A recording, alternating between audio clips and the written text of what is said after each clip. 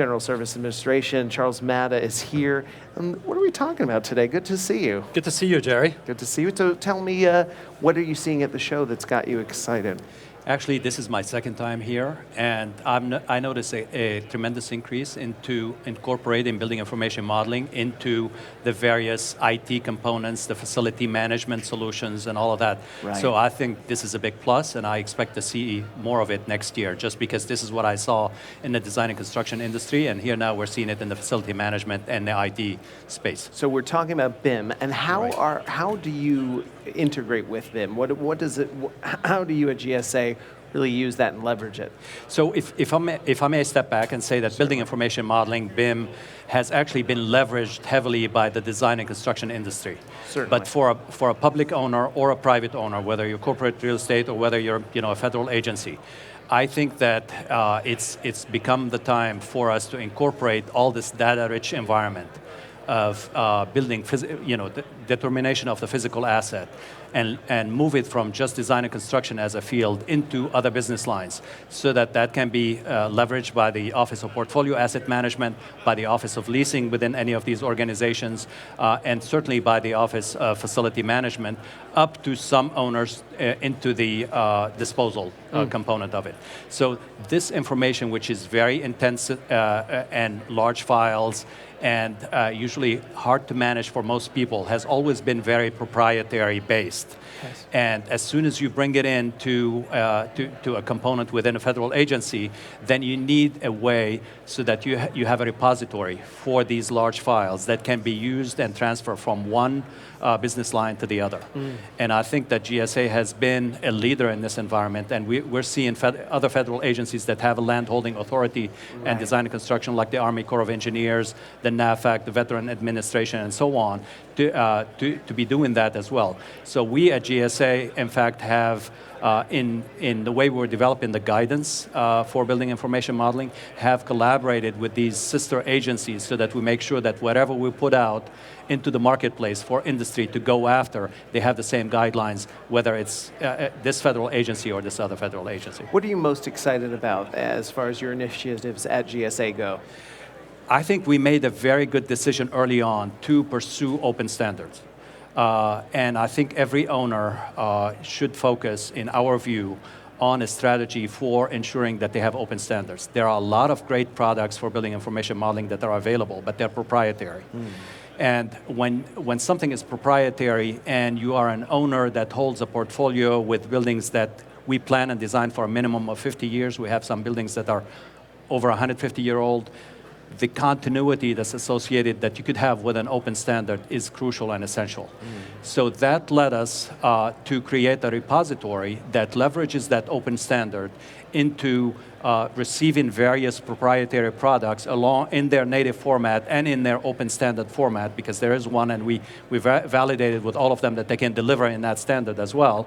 And then this is how we enter it into our repository, so that the user and the consumer, whether they're in facility operation or any other business line, they can actually pull this data on any device in a secure environment without needing any installed proprietary heavy usage type software. So that's a key benefit that we think we made the right decision on, and we're advising others to follow. You're big enough that you both use these things and influence it, right? You're an influencer as well. What message does GSA want to send back out to the industry?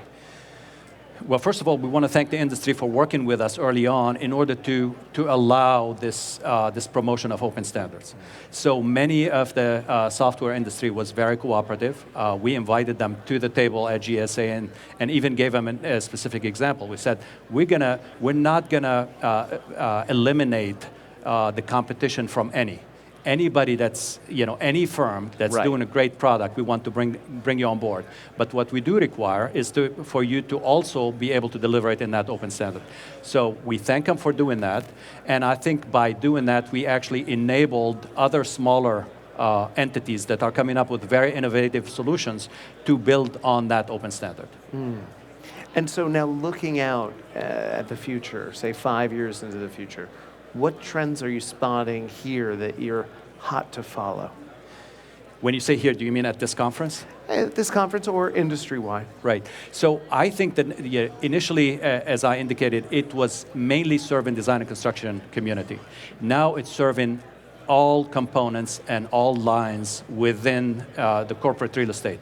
So I think that we have gotten to a point where we're leveraging facility management. But in fact, this needs to continue through all the phases. And then at that point, you could use it for spatial data management. You can use it for the leasing. So the model is no longer just for the construction piece. The model is actually to bring on board the prospective new tenants if you're a corporate real estate, or the federal agency that's going to have several choices and several scenarios within a city where they want to have a project that a building that they can occupy.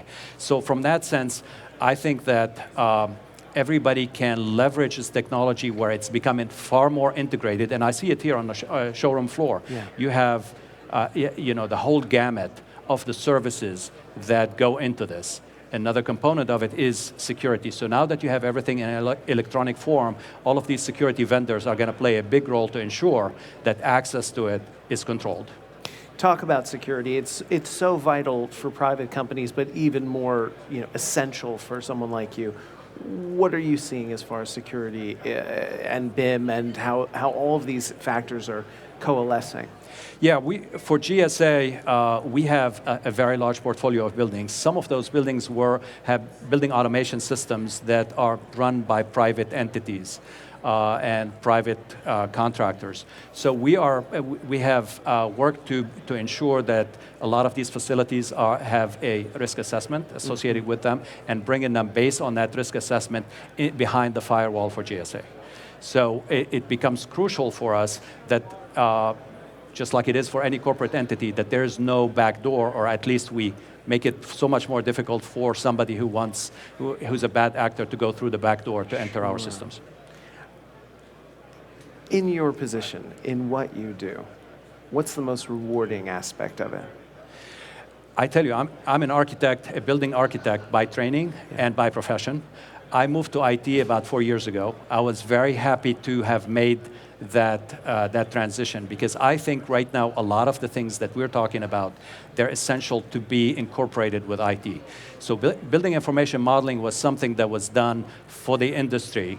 But if you don't introduce the IT component, where now everything is electronic, these repositories and this access on any device, anywhere, for those who have a need to know, without IT, you can't have it done, and certainly you can't have it done securely. So I think that everything is merging together, where all of these technologies and areas of knowledge are becoming essential to ensure that each one is successful by just integrating. Terrific. Charles, thank you so much for being with us Thank today. you very much for having me. Appreciate it. Charles Matta from GSA.